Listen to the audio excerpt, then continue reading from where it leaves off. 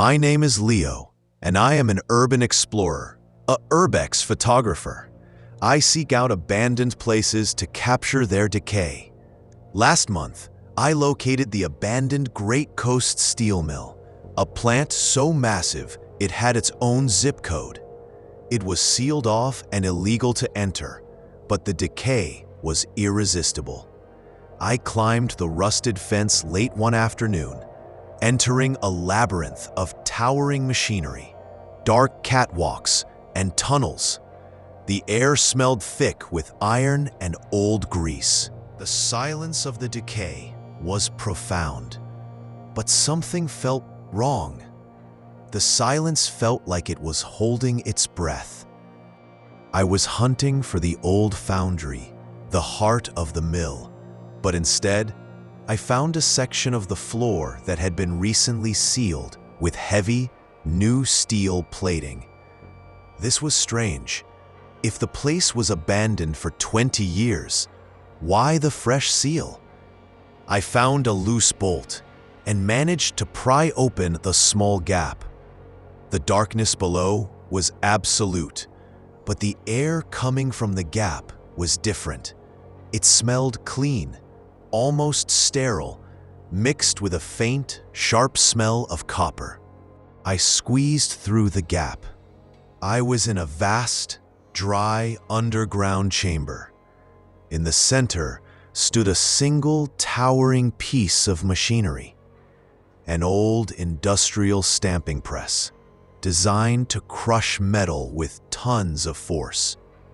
But this machine wasn't rusted. It was clean, oiled, and looked custom-built. It had a modern digital console attached to it, completely out of place in this tomb. There was also a single bright red kill switch, prominently placed on a pillar. I approached the machine cautiously. Near the base, I saw a small, personal item on the concrete, a cheap leather wallet. I picked it up. Inside was a driver's license belonging to a man named Dennis Rourke, a former senior manager who was implicated in a huge safety scandal that closed the plant down 10 years ago, responsible for several serious accidents. The wallet was current. It wasn't old decay. Dennis Rourke had been here recently. My heart hammered. I shone my flashlight along the base of the press.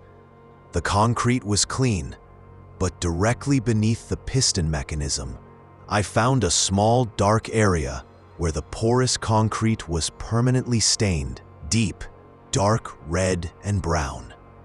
It wasn't oil. It was dried, old blood, pressed flat and wide into the stone.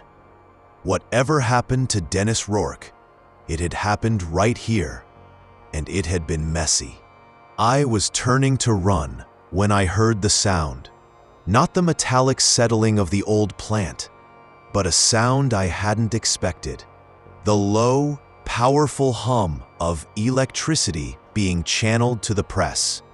Then, a slow, methodical clank, followed by the distinct sound of heavy steel cables unwinding. Someone had just activated the machine. I frantically looked for an exit, but the gap I entered through was too small to squeeze through quickly. I froze, hiding behind a metal drum.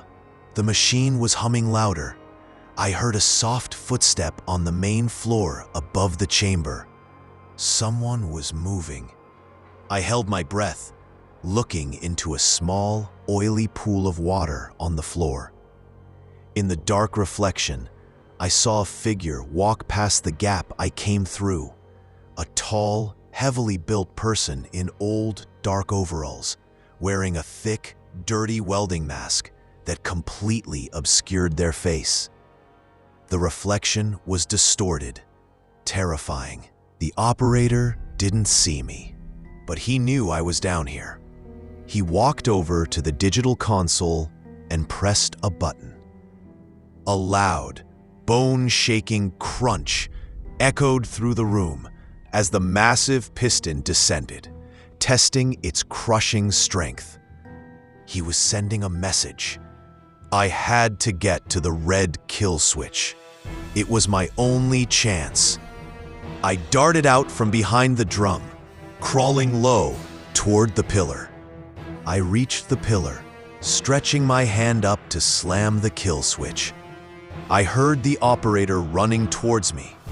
I hit the switch just as his massive, heavy-booted foot slammed down on my arm.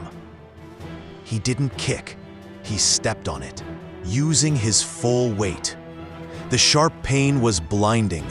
I heard the sickening, grinding sound of my ulna snapping under the pressure of his boot.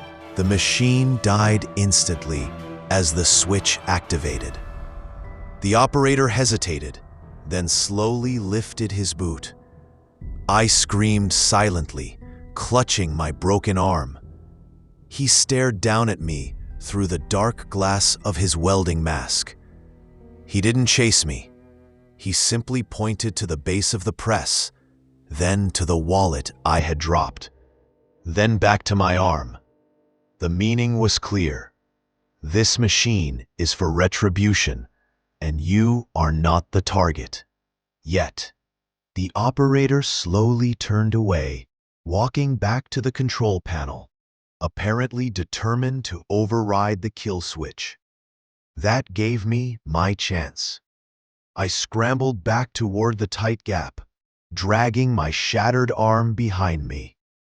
The pain was paralyzing, but the image of the blood-stained concrete under the press forced me forward.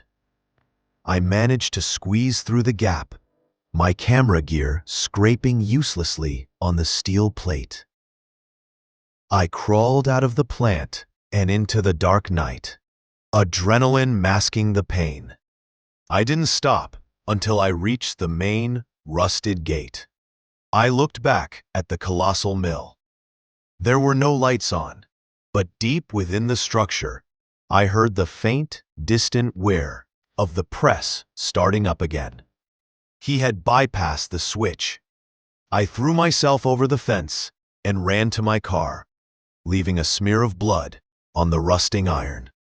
The police found my car and the blood, but they couldn't enter the sealed plant. The FBI eventually took the case. They confirmed that Dennis Rourke had been missing for weeks.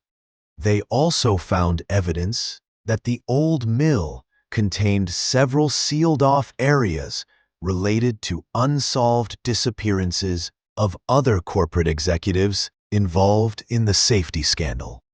The terrifying realization hit me in the hospital. The man in the welding mask wasn't a monster hunting random victims. He was the foreman's justice, likely a former worker whose friends or family were killed by the neglect of the executives like Rourke. He hadn't meant to kill me. He had simply wanted to use the press for its custom purpose. Retribution for industrial murders. Making the corrupt managers pay the price using the very machine they disregarded. He was a vigilante of the machine. I wear a metal plate in my forearm now, a constant reminder of the sound of that press.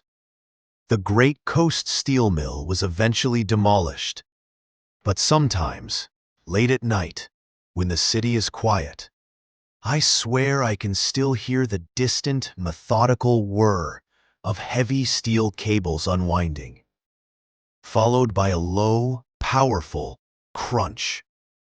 I know the foreman is still out there, finding new victims for his unique, mechanical form of justice.